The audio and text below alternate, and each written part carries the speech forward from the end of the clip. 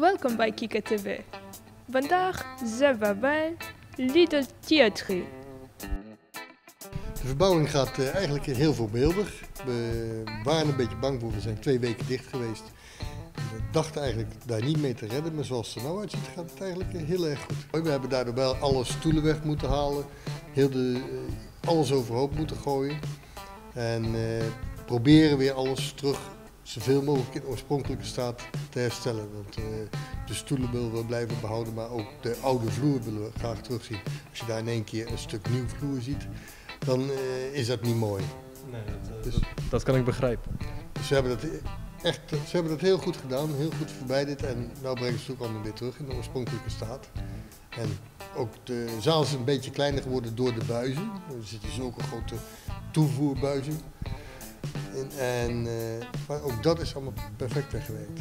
Nou, het problematiek was zeker bij schoolvoorstellingen die tegen de zomer aanlopen voor de vakanties, de kindermusicals.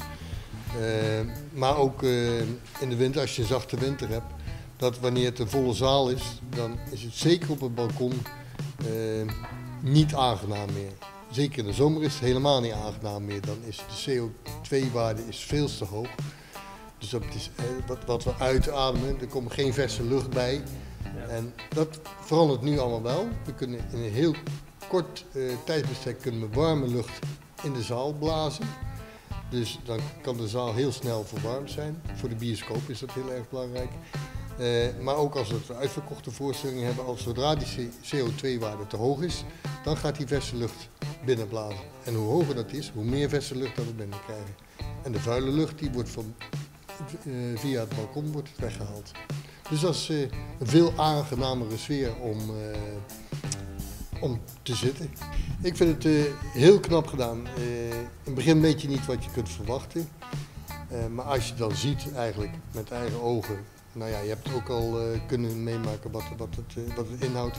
Dat is ongelooflijk dat ze deze klus hebben kunnen klaren. Respect, eigenlijk. Ja, dus eigenlijk zit je in de zomer lekker fris en in de winter lekker warm. Heel goed gezegd. Dat is heel mooi, dus dat betekent dat we weer vanaf volgende week weer gezellig films kunnen gaan draaien. Doei! Doei!